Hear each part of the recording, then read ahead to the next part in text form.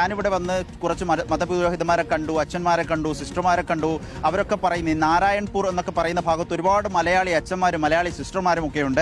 അവിടെ ഒരു പള്ളി കഴിഞ്ഞ മാസങ്ങളിൽ തകർത്തിരുന്നു, ഒരു അച്ഛനെ ക്രൂരമായി മർദ്ദിച്ചിരുന്നു. സ്വാഭാവികമായും അരുൺ പറഞ്ഞതുപോലെ തന്നെ ട്രെയിനിലും റെയിൽവേയിലുമൊക്കെ അവരുടെ വസ്ത്രങ്ങൾ മതവസ്ത്രങ്ങൾ ധരിച്ച് യാത്ര ചെയ്യാൻ പോലും പേടിക്കുന്ന, അല്ലെങ്കിൽ മലയാളത്തിലൊരു പ്രതികരണം തന്നാൽ പിന്നീട് അത് പ്രത്യാഘാതമുണ്ടാകുമോ, അവർക്ക് പിന്നീട് ഇവിടെ ഇറങ്ങി നടക്കാൻ കഴിയുമോ എന്ന് പോലും പേടിക്കുന്ന രൂപത്തിലുള്ള ആശങ്കപ്പെടുത്തുന്ന സാഹചര്യമാണ് ഛത്തീസ്ഗഡിൽ എന്ന് പറയുന്നതിൽ ഒരു സംശയമോ ഒരു സങ്കോചമോ ഇല്ല എന്നുള്ളതാണ്. നമ്മൾ അവരോട് സംസാരിച്ച് കൃത്യമായ വിവരത്തിന്റെ അടിസ്ഥാനത്തിലാണ് ഇത് പറയുകയും ചെയ്യുന്നത്.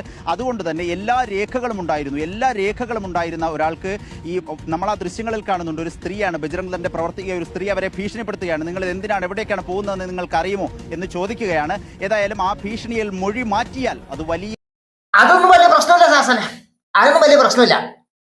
പൊതുവെ പറയുന്ന ഒരു ചൊല്ലുണ്ട്, അച്ഛയന്മാർക്ക് റബ്ബറിന്റെ വില കൂടിയാൽ മതി. ഇതൊന്നും അവർക്കൊരു പ്രശ്നമേ അല്ല. ഇതിലും വലിയ സംഭവമാണ് മണിപ്പൂരിൽ നടന്നത്. ക്രിസ്ത്യൻ സഹോദരന്മാരെയും സഹോദരിമാരെയും കൊന്നൊടുക്കിക്കൊണ്ടിരിക്കുമ്പോ പള്ളിയിലെ അച്ഛന്മാര് പഠിപ്പിക്കുകയാണ് മുസ്ലിങ്ങളാണ് ഞങ്ങളുടെ ശത്രു, അതുകൊണ്ട് മുസ്ലിങ്ങളെ നെഞ്ചത്തൊട്ട് എല്ലാ അച്ഛന്മാരും കൂടി കുതിരയേറിക്കോ, മുസ്ലിങ്ങളാണ് ഞങ്ങളുടെ ശത്രു എന്ന്. പിന്നെയാണോ അതിലും വലിയ സംഭവമാണ് ഇതൊക്കെ? ഒരു കാര്യമില്ല, റബ്ബറിന് വില കൂടിയാൽ മതി. മുസ്ലിങ്ങളാണല്ലോ അച്ഛന്മാരുടെ ശത്രു, അതാണല്ലോ പള്ളിയിൽ അച്ഛന്മാരെ വരെ പഠിപ്പിച്ചു കൊടുക്കുന്നത്. പോരാതിന് ക്രിസ്സംഖ്യകളും പഠിപ്പിച്ചു കൊടുക്കുന്നത്. മുസ്ലിങ്ങളെ നെഞ്ചത്തോട് കുതിരയിരിക്കാം.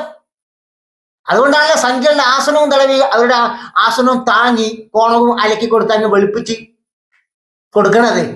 ക്രിസ്സംഖ്യകളെല്ലാം കൂടിയിട്ട് അനുഭവിക്കാം, അത്ര തന്നെ, വേറെ ഒന്നുമില്ല, അനുഭവിച്ചോളൂ.